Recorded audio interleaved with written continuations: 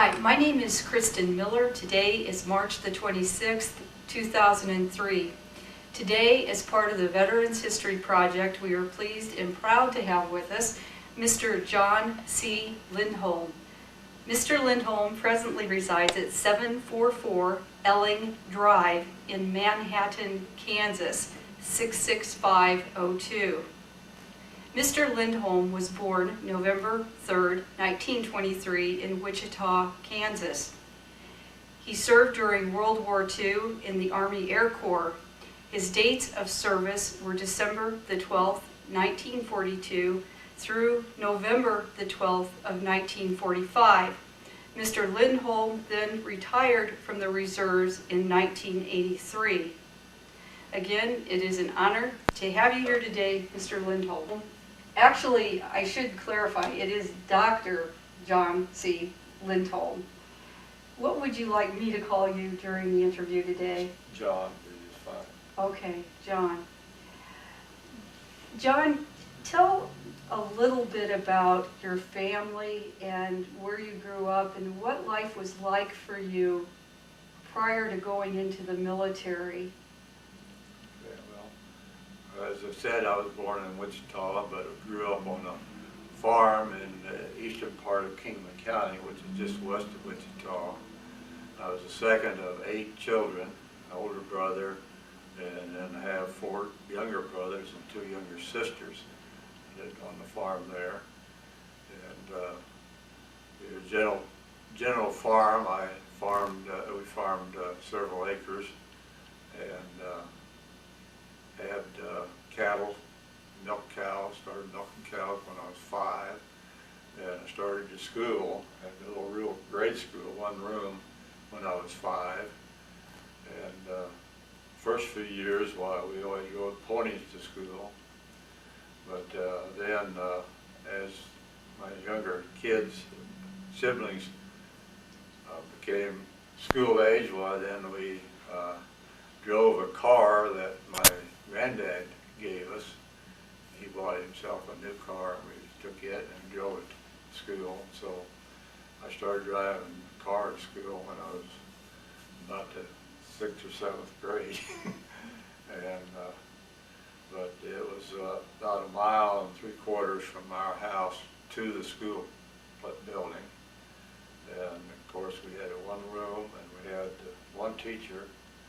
And I had the same teacher go through the 6th grade, and she retired, and I had another teacher for the 7th and 8th grade. And we used to either walk or ride our ponies, and then got the car. But I can remember one time when we had a storm, and my folks came down to get us, my dad did, and he couldn't get within a half a mile of the school, and to a neighbor. And he came in with a team and a wagon and picked up all the kids that were going to the west part of the school and hauled us back there. And then we got in the car with my folks and went on the rest of the way home. We moved from one house to a different house when I was in about the 8th grade, the 7th grade, I guess it was. Which was about a half a mile from where the first house was. But it was a bigger house, so we had, with 8 kids, we needed it. And it was a house that was built by one of my granddad's brothers. So it was a family, in a family of sorts, but it had been owned by other people. But used to milk anywhere from 10 to 15 cows twice a day, and we had a farm. Farming, we used horses a lot of the time, and I got to where I could drive a 6-horse team and working in the fields. And this is all back before I was 13 even. And I know when I was 13, summer I was 13, when I worked in the threshing crew, running a wagon and picking up bales and taking it to the threshing machine to do it there. And I started farming on our older brother and I started farming together on 80 acres that we were renting from my dad's sister, and this is where we got our money for going to college then, because what we earned from that we did going to college. And of course I started high school then at the age of 13 in the fall, and we had baseball, basketball, track, tennis the first 2 years I was there, and I took all the science courses I could and the math courses that they offered, and took woodworking and made a bed and some other and also some metalworking class during my 4 years in high school. There were 17 in my graduating class from high school, 5 guys and 12 girls, and I lettered in football, basketball, tennis, and I ran some track, but I didn't do it that well in track. And so I graduated from high school then in 1941, and 3 of us then decided that we were going to try to get jobs in Wichita, since the war had started in Europe and it was getting closer to the fact that we probably would be in the war. And we went in there to the employment agency, and they found out that I was 17, and they said, well, we can't hire you or place you anywhere until you're 18. And so that meant then that the fall of 41, instead of working, I went to Kansas State Agricultural College at that time. It's now Kansas State University. And started out in mechanical engineering in that fall, and of course I was there on December the 7th, 1941, when the Japanese bombed Pearl Harbor. So got to experience that way. And Japan bombed Pearl Harbor. Well, I knew very well then that the United States was going to be in the war against Germany and Japan. And so after the first semester at Kansas State University, I took a war training program to become a tool maker, and this was taught there at Kansas State University in the College of Engineering. And so then in April, after completing this course, I went down to work at Boeing, Wichita, tooling up for the B-29. I worked the swing shift, and starting late in the afternoon and worked until about midnight. And I stayed out on the farm during this time and worked during the morning on the farm some. Then in the fall of 42, I did move into Wichita and enrolled at Wichita University and took 10 hours of courses there while I was working at Boeing. And during this time, I had already registered for the draft. When they lowered it draft to 18, well, I had to register. And when they lowered the call-up draft to 18, well, my folks and the draft board both released me, let me enroll and enlist in the Army Air Corps. And so after work on Friday night, I'd drive to Manhattan where my older brother was. And then Saturday morning, we went out to the fort, which is right west of Manhattan, and did all the physical work, lab tests, measurements and stuff to see if we were fit to go in. And so then I had to wait a week or 2, I don't remember how long, to get all the results for those. And so then I went back up to Manhattan, and then my brother and I went out there on December the 12th to enlist, and got out there and found out that they lost most of my records. So I had to run around, and I did find copies of all the lab tests, so they were all right. And we had to go through the weight measurements and height measurements in this part. And since I was measuring my brother, and he was measuring me, and then we knew that 6'4" was the limit for the height for being in the Army Air Corps. Well, I came in at 6'4". Wichita University had me at 6'5" ¼ So, so that's a little different there. Alfred was in Kansas State University going to school, and I was working at Boeing. And he asked for a deferment to finish up school. I didn't ask for one. And as usual, he got called up first before I did. But I was called up then in March of '43. So that's about 3 months, a little over 3 months at the time I was enlisted. And from there, then I had to go to Wyandotte County Courthouse in Kansas City, Kansas. That's where about 50 guys on that list, I think, that from the various parts of Kansas had to report for going on the service. And so on the way, I went up through Manhattan to see some friends there that I knew, and my brother wasn't there then, of course. And then on into Kansas City, and reported there. And the next day is when we left, so that night I spent with my mother's adopted sister in Kansas City, Missouri. And so then the day we left on the 24th by train, we were going to basic training in Kearns, Utah, which is about 15 miles from Salt Lake City. And so this was my first train ride in my life. And I had been out of Kansas twice. As a senior in high school on sneak, we went down into Oklahoma, which is about 50 miles south of us.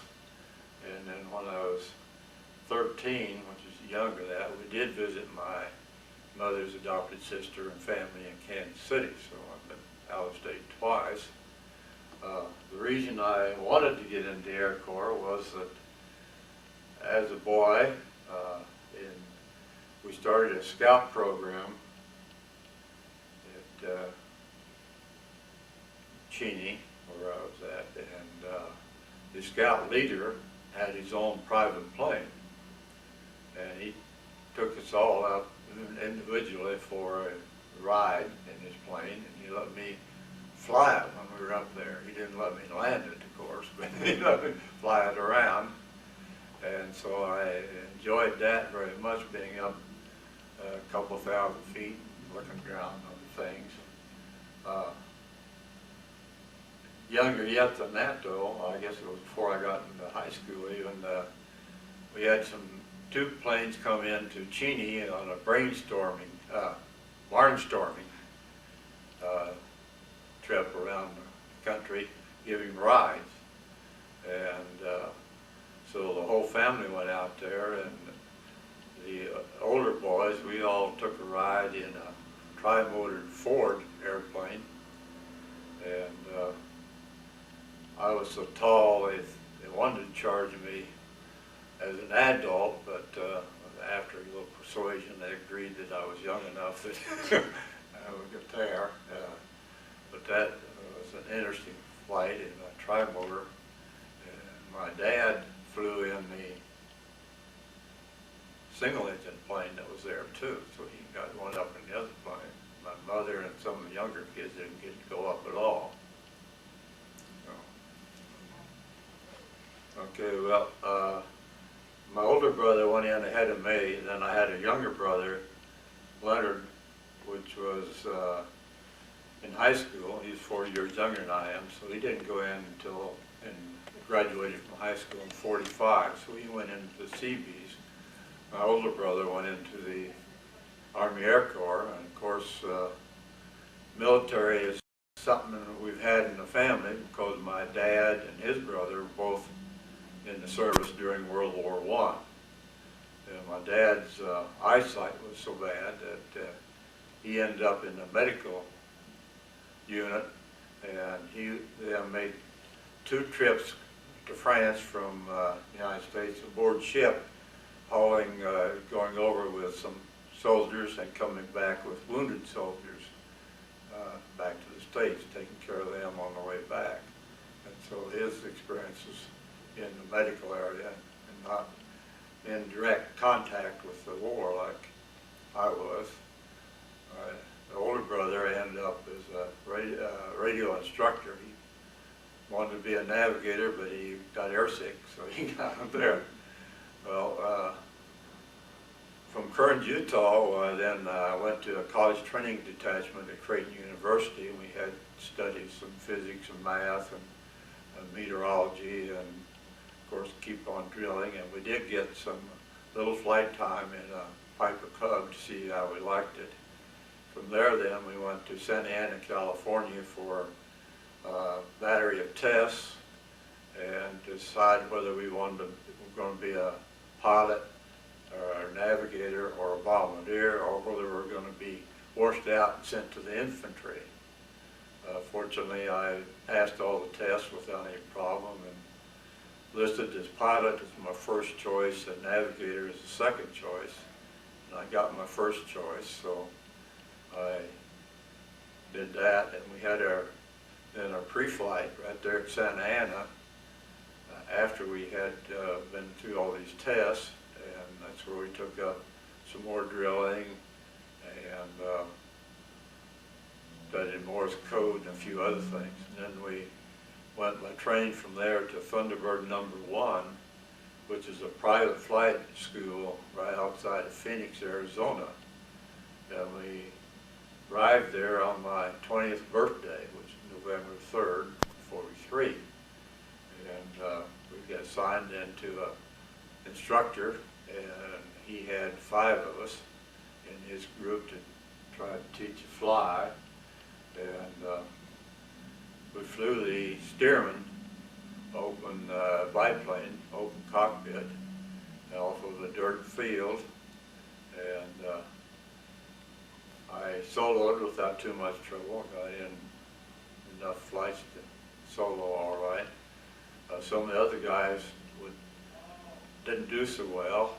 We had a small, narrow landing gear on the Stearman, and if you weren't careful, you could ground loop, drag the wing and the ground loop, and several of them did that. I didn't.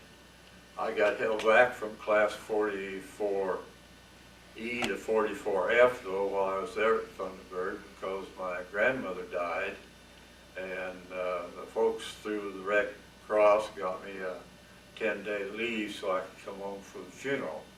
And of course that put me behind on training, so they moved me back a class. And therefore, then I was in the class and I was way ahead of a lot of those. And so a lot of times, well, I just got assigned a plane, I just take off and go out and fly around by myself on my own and try these maneuvers. I did a lot of spins and some other maneuvers in the Stearman. Then when we finished up there, we went to basic flight training, which was at Polaris Flight Academy at the west end of the Mojave Desert in California. And there we flew the B-13, which was called the Vultee Vibrator, if you remember that. And this is where we also got into link training and into night flying while we were there. While we were there, at all these places, we did have time off to go into town sometimes, and we went into Phoenix. And of course, my first Christmas away from home was a visit at some people's house in Phoenix. And at Polaris Flight Academy, we did get down to Hollywood one time to see what it looked like. It wasn't of any interest to me, so I didn't go back there again. But I would stay there at the base and bowl, or else I'd go to Bakersfield where I could roller skate with some of the guys. Then from there, we went by train to Pecos, Texas, which is some 200 miles just east of El Paso, and I don't know how many miles west of Fort Worth, Dallas area, but it's quite a long ways. And we then went into twin engine. We flew the Cessna AT-17 plane, and we also got some instrument practice flying by wearing the particular kinds of goggles and putting a colored shields over the windows so that the co-pilot could see where we were, but as a pilot you couldn't see anything but the instruments. And so we had to do that. And while there, we did take a one nighttime cross-country flight, and we went north and west, north and east from El Paso up around, and I was in charge of the plane for some reason or other. The other guy was with me, but I was in the pilot seat, and we were having some engine problems. And at the first checkpoint, I radioed down and talked to him about it, what was happening, and the engine's running rough. And the guy said, well, enrich more fuel a little bit, and if that takes care of it, all right. If it doesn't, you may have to bail out. Well, it did, so we were all right then, and we got back. And so we had graduation ceremonies then in June of '44 in the hangar there at Pecos. And then I had a delay en route to Roswell, New Mexico for B-17 transition, where I learned to fly the B-17. And so I did get to go by train all the way to Wichita and see my folks, and then I had to go from Wichita back down to Roswell and learned how to fly the B-17 then. And so then after completing there, we did, of course, landings, takeoffs, and a few checks of the airplane, formation flying, cross-country flying, and the whole works of it there. And when we finished up there then, I went to Lincoln, Nebraska, where I picked up my crew. And I picked up a co-pilot, navigator, bombardier, and 5 enlisted men. One of them was to be the flight engineer, and one of them was to be the radio operator, and the others are gunners. And from there, we went by train to Dyersburg, Tennessee for flight training there with the crew. And of course, we flew formation, did gunnery practice, we did daytime cross-country, nighttime cross-country flights and everything while there. 3 of my crew were married. Bombardier and navigator were both married, and they both had a child. The waist gunner was married, but didn't have any children. His wife was an Army nurse too, so she was in the service and away from them. The Christmas of '44 we spent in Little Rock because we went on a night flight to Texarkana, Kansas, down to Dallas, Fort Worth area, then back. And on the way back, my radio operator called me and said the home base had closed down because of storm weather, and the only place open was Little Rock, and they expected it to be open for another half hour or so. We were close enough that we landed there, and so we spent about 3 days there until the weather cleared up so we could take off and then go on back to our base. So then in January, we finished up our training. We went back into Lincoln, Nebraska, and we were issued flight suits, flight helmets, and a few gears like this. And then we went by train to Camp Kilmer, New Jersey. We were waiting on a boat to take us to England. And while there, several of us went into New York City. And since the Empire State Building was there, we wanted to go up in it for the experience. And got up on top of it, and it was foggy, so you couldn't see anything while we were there, so we didn't get to see it. Many years later, well, we did get up in it after I had a family. Well, we boarded the ship then out of Camp Kilmer and sailed for Liverpool, England, and we were on a ship that was used taking troops over and bringing back hospitalized people or people coming back from other assignments. And the officers stayed in the wards where they had beds for putting the wounded people in, and with sides where you could strap them in case it got rough. Enlisted men had to sleep down in the hold in hammocks, and they were pretty crowded down there. But it took us about 7 or 8 days to get across to England. And when we got into the North Sea, we had some pretty rough weather, and waves were pretty high, and the ship, we were going to mess hall. We had 2 meals a day, all going over, and going to the second meal, and it got to rolling, and the trays started sliding off the table, even with about a 1-inch ledge holding it there. And so we had to go back to our room and wait till they got things cleaned up, and we did go back to eat.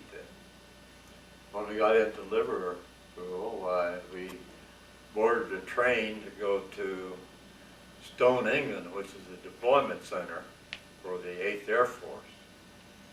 And we got on there, and we have an English language here. They have a different English language in England. And I couldn't understand the conductor on the train. I think he understood me, but I didn't understand him. So I didn't know where we were going for sure, but when we got to Stone, England, we were there, and we were there 2 or 3 days until they sent us to our bomb group. And so 5 crews were sent to the 457th Bomb Group, which is located at Glatton, England, which was a little ways south of Petersburg, England, and about 40, 50 miles north of London, a little bit west. And there's where I was assigned to the 748th Bomb Squadron of that group. And well, the first thing they do anytime you go to a new base is they take you up and check you out. Even if you have a log showing you've flown that type of plane for X number of hours, well, they want to check you out before they let you fly one of theirs. And so I had to go up in a B-17 with another guy and get checked out in it. And it was easy to do. I didn't have any problems, so I could start my flight missions. So then to Glatton in February of 1945, and as I said, was assigned to 748th Bomb Squadron, and checked out in the airplane. And we, my first mission, instead of my co-pilot flying with me, I had a veteran pilot that had been on some missions fly with me as a co-pilot, and then we flew the mission. And then the second mission, my co-pilot flew with me, and that was one of our most memorable flights, in that we went to Munich to bomb the railroad yards there, and we were at pretty good altitude, but we got hit by an aircraft flak, and it shot out the oxygen system in the back part of the airplane. It didn't hit any wings, fuel tanks, or tires, or engines, but we had a lot of holes in the wings and fuselage up in the front. The waist gunner was standing up looking at out the window at the bombs falling, and the flak was close enough that a piece came through the window, through his helmet, out the other side of his helmet, and out the airplane. It just splattered his brain all over the place, and so he was killed instantly then. The radio operator was creased across the back of his neck, so he was lucky on that. But then a bombardier tried to contact them to see if all the bombs had come out of the bomb bay, and he didn't get any answers, so I told him to get on the auction bottle and walk back there and find out what it was. And he went back then and got all of them on an auction bottle except for the ball turret operator, who was unconscious and his turret was spinning around and around. And so he called me on intercom, and then we went down to about 14,000 feet real fast, and he did come to, and it was all right, and we got him out of the turret and got him on an auction model. Then we climbed back up to get into the group and went on back to the base. We bombed a lot of rail yards, mostly a lot of things were that, or airfields, or in one case we did bomb a ship that was in dry dock to be fixed. But most of the missions we had a little flak, but not too much, and we didn't have any more damage to our ship, plane I was flying after that one until my 11th mission. One of the missions before that, though, was to throw out chaff.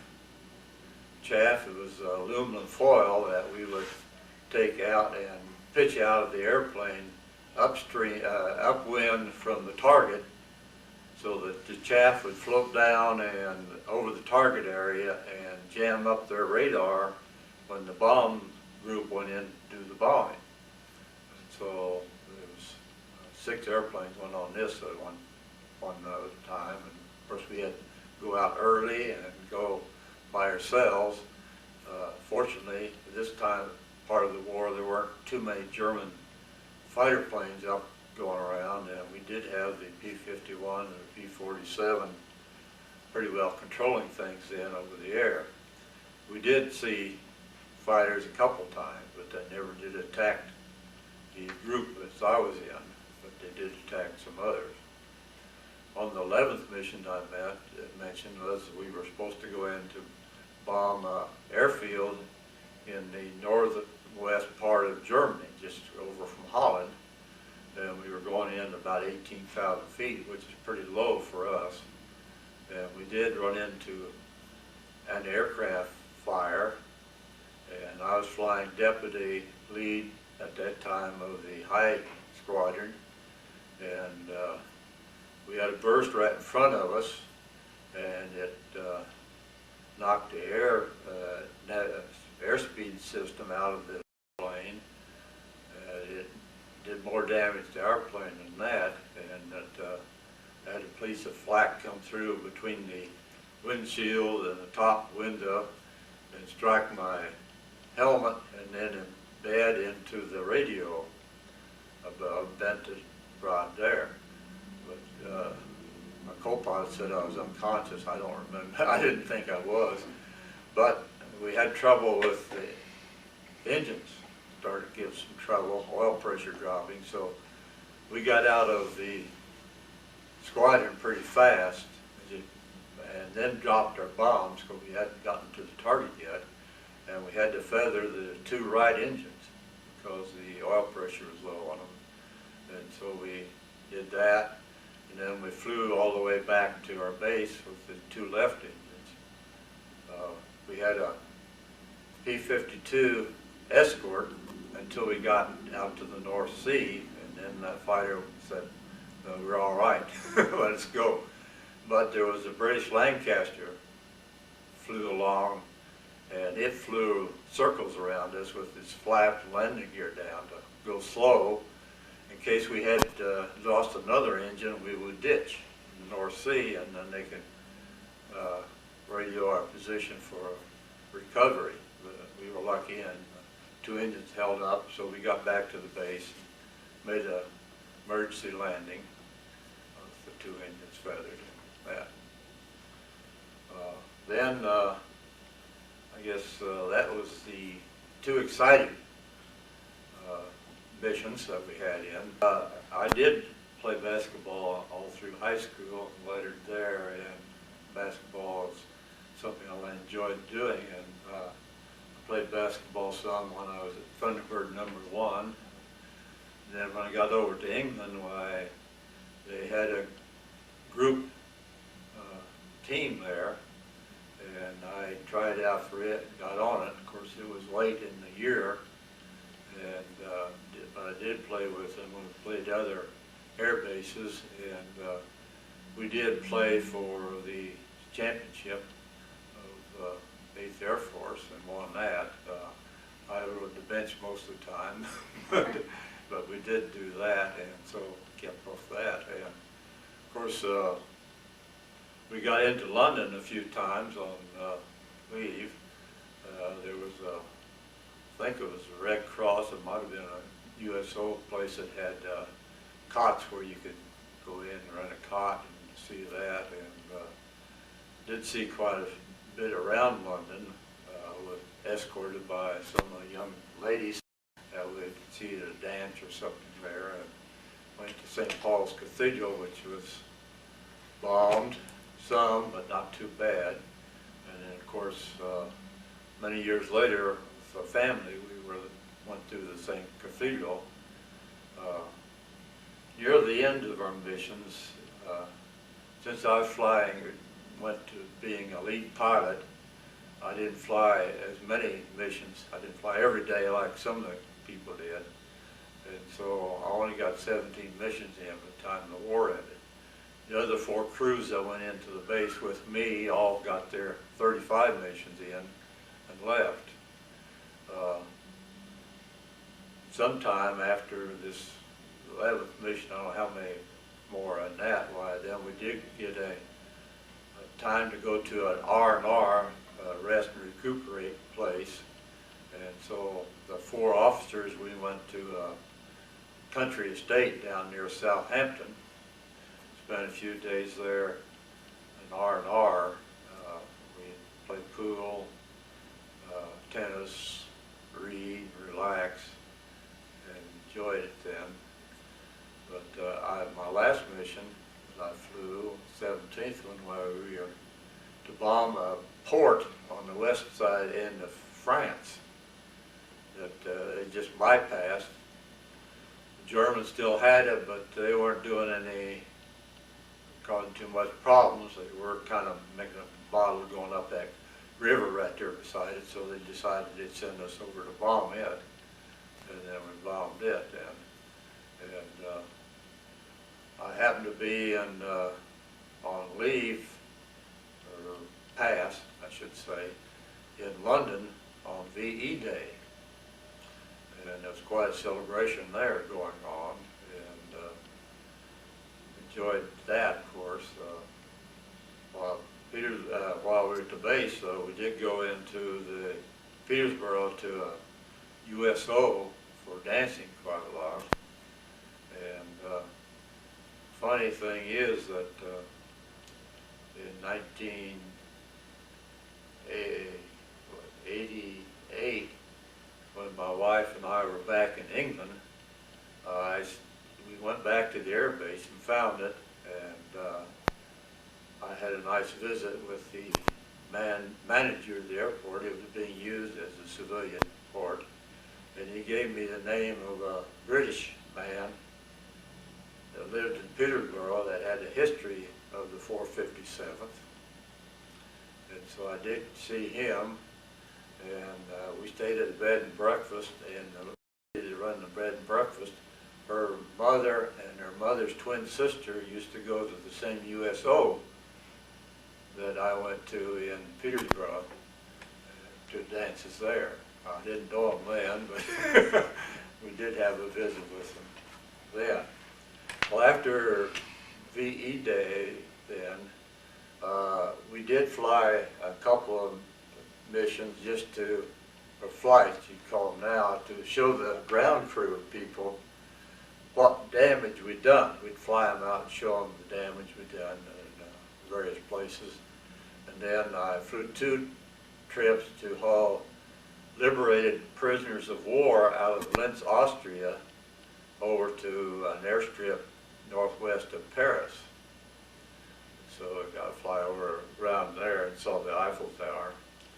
One of our missions that was quite lengthy, they issued us blankets and sea rations before we took off, because we wouldn't have enough gas to come clear back to the base, and so we ended up landing at a fighter base in east of Paris quite a little ways, and spending the night sleeping in the airplane, and then flying on back to the base.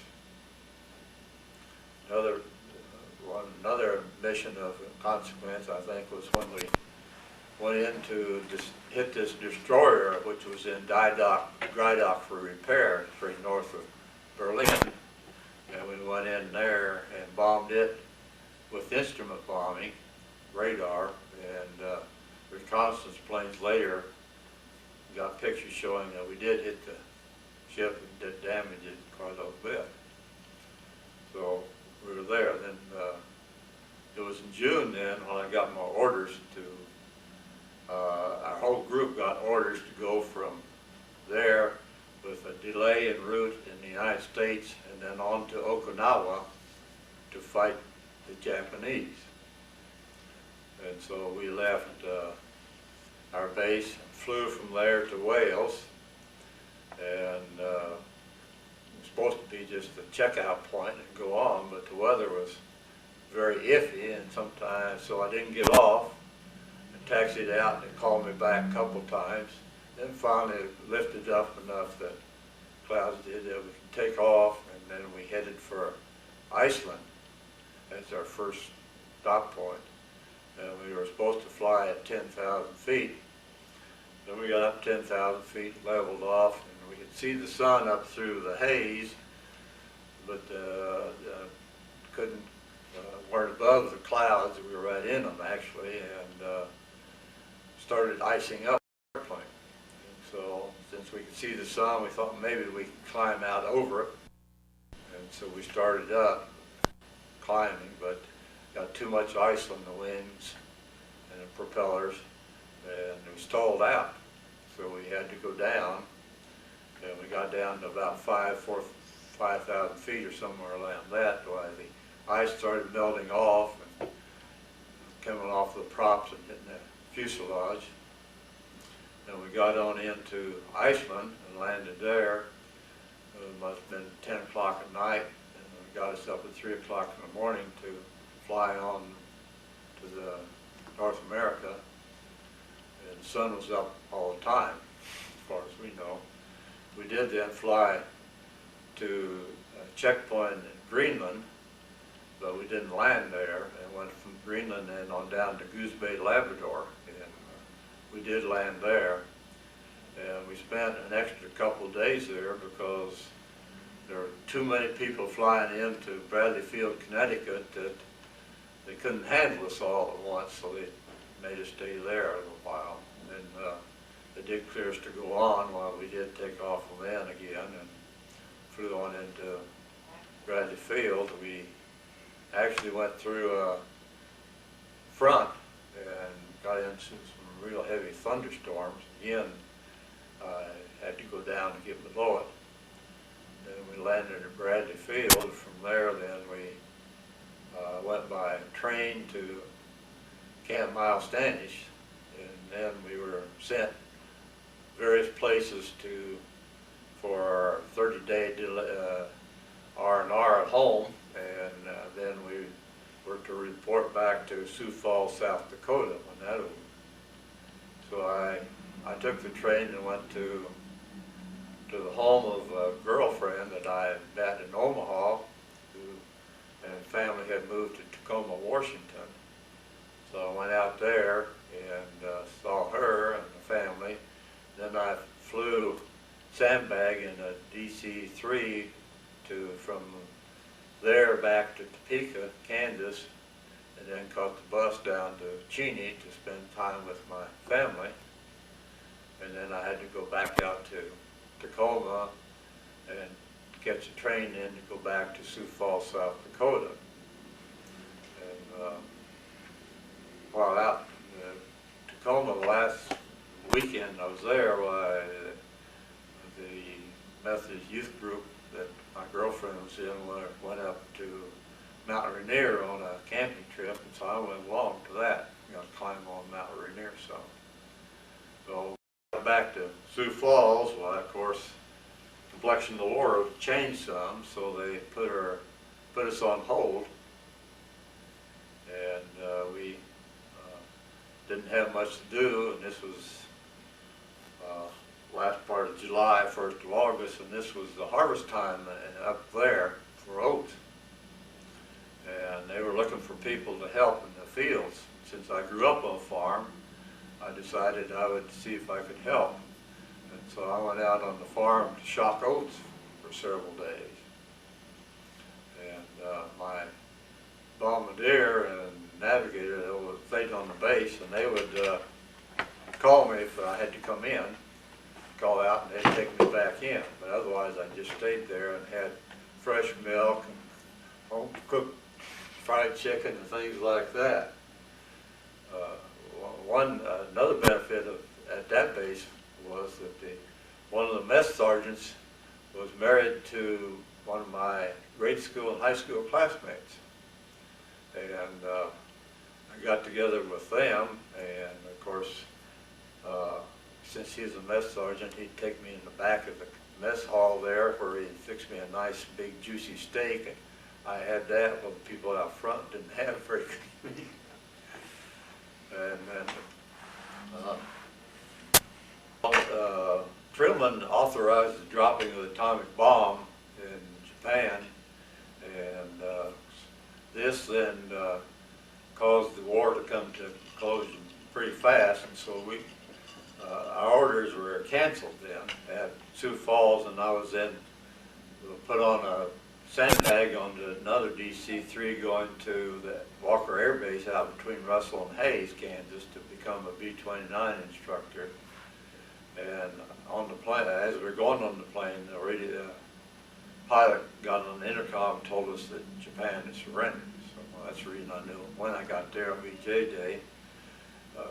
There was a B-24 group there that was getting ready to go over an occupation. The adjutant asked me if I would go, and I declined. I said I already had enough war. And he's the guy that I had run into at Roswell, and I didn't have very good opinion of him. So after spending a little time there, then I went back to Lincoln and got mustered out and sworn into the reserves. And of course, then this was in October, I think. I got home about the 10th of October, I think, around that anyhow. And back on the farm, helped get the wheat in that fall, and then in the spring of '46, then I went back to K-State and started out getting my education in engineering. And this is when I started dating my wife, and so we started dating in January of '46, got engaged that fall, got married June of '47. She had already finished her college degree. She didn't have an interruption like I did. And so she worked while I worked and finished up my degree, and I graduated in '49 with a bachelor's degree in mechanical engineering and one in business administration. And then we headed to Fort Wayne, Indiana, where I went to work for General Electric Company. And we had, our oldest child was on the way at that time. We have 4 children, all of them now up and married, and 3 of them have children of their own. But I went to work with GE, and I left them to go to Kansas City because they wanted me to go back to New Jersey, and I didn't want to go that far east. And then I decided I wanted to be a teacher, and KU was offering a graduate program in the Med Center in Kansas City, so I started it while I was working there at Midwest Research. Then I went over to KU and taught. Then I went to Purdue and got my PhD and taught at Purdue. Then I went to Kansas State on the faculty in 1960 and stayed there until I retired in 1989. that time teaching in Egypt at the University of Asiyut in Upper Egypt on a USAID project to develop the university. And I spent 1 year working for DuPont in their urine industry program for faculty members. And then I spent a year at the University of South Pacific as an instructor, teaching and developing a curriculum in engineering technology for them. And so when I finished up my PhD, we had all 4 kids then. And when we went to Egypt in 1964, the oldest one was 14, the youngest one was 4. Spent 2 years there. After getting my active duty in, I stayed in the reserves, and I retired then in the reserves when I reached 60, to be 83, and then I retired from teaching at Kansas State University in 89, and then I've been working different odd jobs and everything since then. I did go back to Egypt for a year to teach back there at the university where I'd been before on a Fulbright project, but then we retired. On the right is my father, Ernest Lindholm, and his brother Paul. And my dad was in the First World War, so was he, but my dad did make 2 trips over to France as a medic, going over the soldiers and then bringing back wounded. Generation picture for the Lindholm family. This is my older brother Alfred. He was the oldest of the family. And this is his dad, Ernest, our dad, Ernest, and my grandpa, John Adley, and my great-grandma, and Gail. And this is my older brother Alfred, who was in the Army Air Corps and a radio operator and an instructor. And this is his brother Leonard that went into the Seabees after he graduated from high school. And of course my dad and my mother, she grew up in Anderson County. We may taken a Thunderbird #1 I had taken so I could send it home for Christmas in '44, and this is my suit there and my parachute on. The basketball team I played on when I was with the 457th. This is me down here with my mustache, and this man up here was the commander of the 457 bomb group, and he was a West Point graduate. And there were certain things happen while we get our crew picture taken with an airplane, and this is a picture of my crew then after we flew a mission. And if you look at it real close, you see that we all are carrying sidearms with us. We have a gun, handgun, and that. Got shot up pretty badly.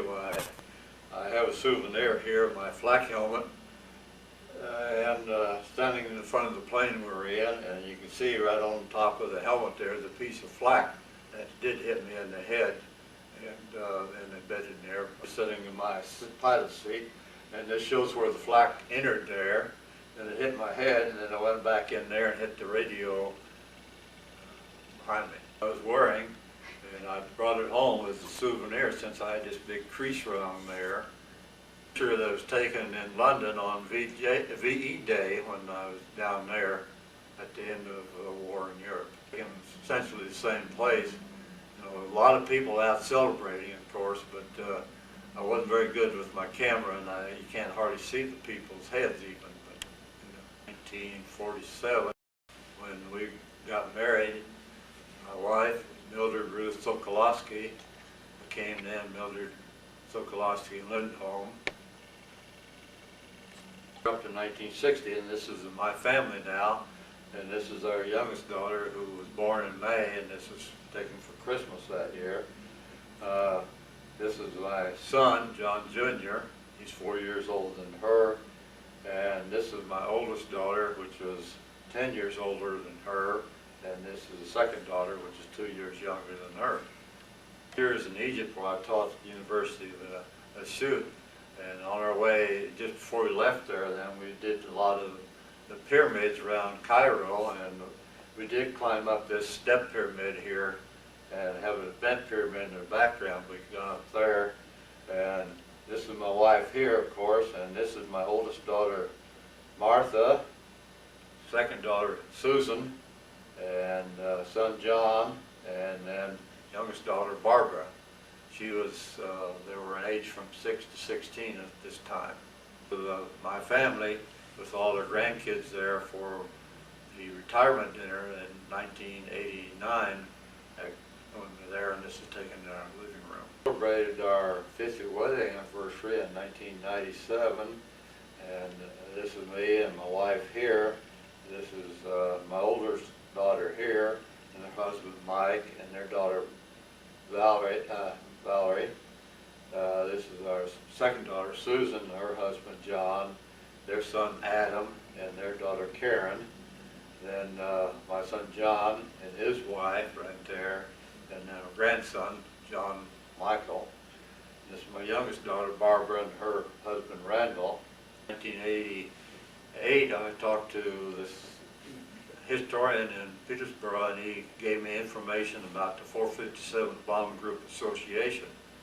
And so when I got back to the States, then I did contact people and joined it. And this is a picture taken of the 748th Squadron people that attended the reunion in Colorado Springs. It had it in Reno, Nevada, and at that reunion, I was a pilot. Here's my co-pilot. Here's my bombardier, and this is my radio operator, and this is my tail gunner. So we got there at that reunion together. Then I got me a logbook to keep track of my flying time and dates, and so I kept it clear up till the time my last flight I had in the military. This shows my first mission flight that I flew from England. They issued a little packet that had this map in it, plus a compass and a hacksaw blade. And we took this with us on a mission, carried it in a pocket on our flight suit in case we needed to use the medals and insignia that I had here. Of course, the pilot's wings, my last rank in the military, my first lieutenant, captain, and this is of course my dog tags, and I did have a bracelet made when I was in England with these British coins there. John, how do you feel now about your military service when you look back, and how do you think it affected your life? Well, it had a tremendous effect on my life, and that it really caused me to grow up real fast, because I went in when I was 19, and of course the experience and the GI Bill let me go to college and get my degree so that I could get into the teaching there, do my job and work there. Of course, World War II, I think, is the last war that the United States entered into to really win the war. I think from what I hear now, the invasion of Iraq is to win that war too, whereas wars, Korean War, Vietnam War, and Desert Storm wars were not wars to victory over the enemies.